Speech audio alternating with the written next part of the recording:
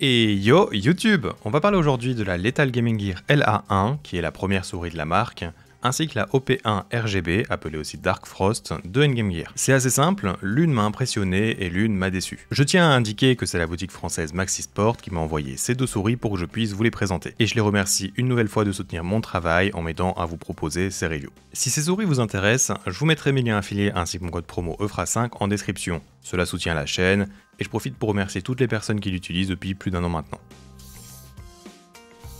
Bien, commençons par la OP1, car c'est la version filaire de la OP1WE, une souris que j'ai déjà review. Si vous voulez des précisions sur sa forme, je vous invite à aller voir cette vidéo, mais globalement c'est une souris qui a un petit gabarit et qui est surtout très fine. Personnellement, elle ne me correspond pas malgré que sa forme soit intéressante et que beaucoup de gens l'apprécient. Cependant, cette souris apporte quelques modifications quand même, et il y a 3 variantes à cette version filaire. Tout d'abord, la OP1 normale en blanche ou noire qui dispose d'un capteur 3395 et des switches Kel GX comme les autres modèles. Elle pèse 50 grammes, ce qui est très léger. Niveau technologie sur le papier, elle est donc supérieure à la sans fil, la WE, et elle coûte seulement 55 €. Ensuite, il y a le modèle RGB, c'est celui que j'ai ici, dispo en noir et blanche, mais la coque est donc translucide. Elle est genre un peu fumée avec un pattern de triangle sur toute la zone RGB située à l'arrière.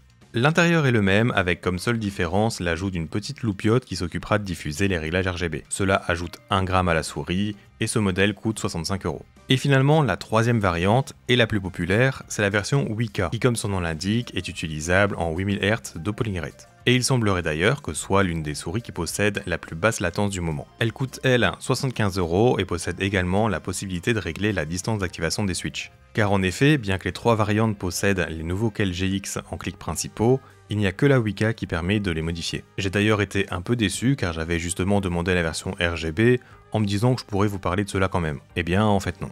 En termes de feeling, ces switches sont clairement pas mes préférés. Je trouve qu'il manque un peu de tactilité et de distance totale. Mais bon, c'est comme ça que N-Game Gear aime designer leurs clics, et ils ne sont pas aussi lourds que les Kel Go du modèle sans fil, donc cette fois-ci, ça m'a pas du tout dérangé. J'ai personnellement préféré les remplacer par des home run, car oui, ce qu'il faut savoir avec cette OP1, c'est qu'elle dispose maintenant d'une feature assez originale, c'est le fait d'avoir des clics semi-hot swap.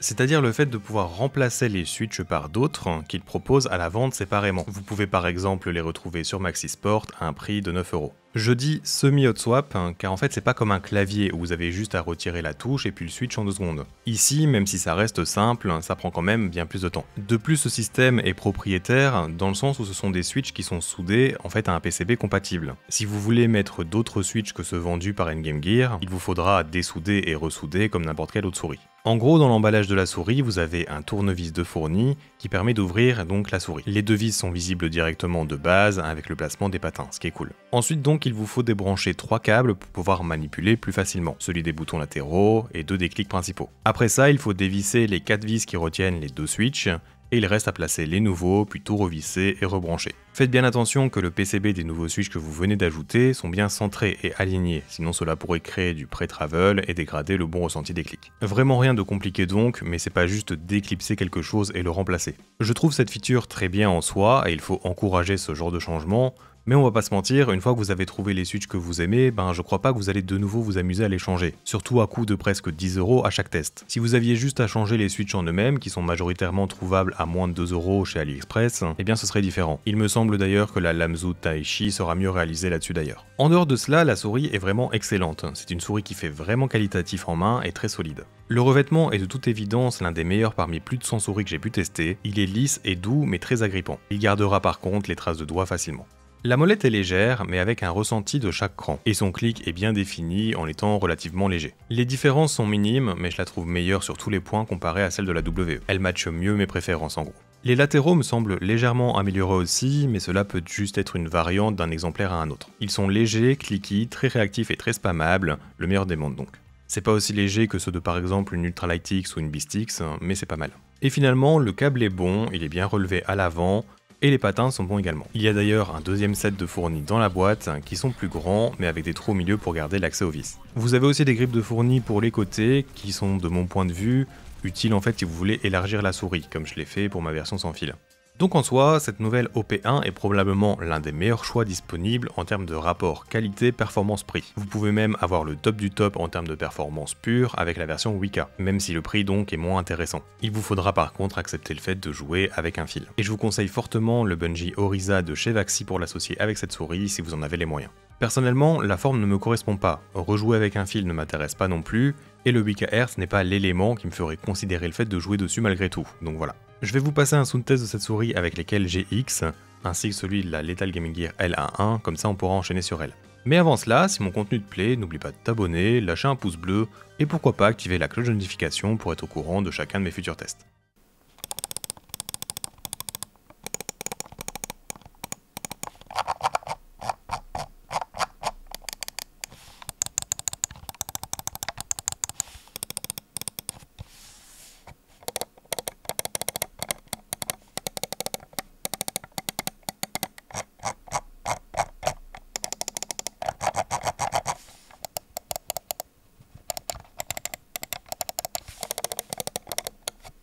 Passons maintenant à la deuxième souris de cette vidéo qui m'a plutôt déçu pour pas mal de choses. Lethal Gaming Gear est un revendeur américain qui est connu en Europe pour leurs tapis qui sont vraiment très bons. Mais je trouve que leur première souris ici n'est pas vraiment au même niveau que plein d'autres. Globalement, la forme est bonne, elle est un peu dans la même ligne directrice que la OP1 mais en plus grande. Elle a donc sa bosse reculée vers l'arrière, plutôt haute, et pour son gabarit global, elle est plutôt fine également, avec donc un rétrécissement qui se ressent sur les 2/3 avant de la souris.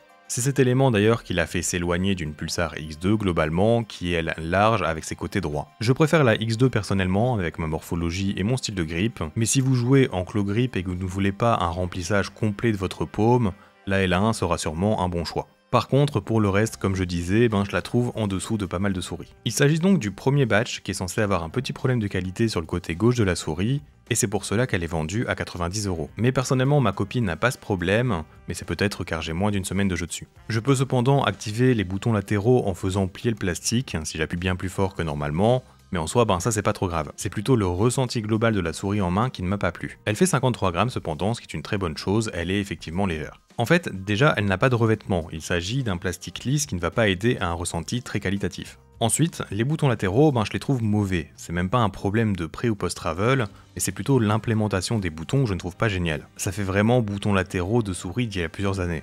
Ils ne sont pas vraiment cliqués, pas vraiment très réactifs non plus, avec un feeling de rebondi, pas terrible. J'ai vraiment du mal à les spammer parfois en plus, donc voilà. Et puis, le plus gros défaut de qualité pour moi, ce sont les clics. Quelque chose donc de très important pour une souris. J'ai un peu de grind sur le clic gauche, que je peux ressentir dans des cas de switch target par exemple, et sur le clic droit, c'est vraiment pire. Si j'exerce une pression un peu moyenne dessus, c'est genre même un peu plus que du grind que j'ai. C'est plutôt comme si un élément se déboîtait. Cela dépend de où je vais placer mes doigts, mais je vous fais écouter. Et la première fois que je l'ai remarqué, je me demandais si c'était pas un truc cassé. Et d'ailleurs, c'est pour cela que j'ai du mal à imaginer que le clic reste sans problème sur le long terme. C'est peut-être aussi propre à mon exemplaire, mais franchement, j'ai des doutes, car comme je disais, toute la souris ne m'inspire pas la meilleure des confiances niveau qualité. Pour finir sur les clics, c'est vraiment dommage, car les switches sont de bons wano bleus à point rose. Et j'adore vraiment les creux assez prononcés dans le plastique pour aider à caler les doigts, et aider donc au déplacement de la souris avec ces derniers.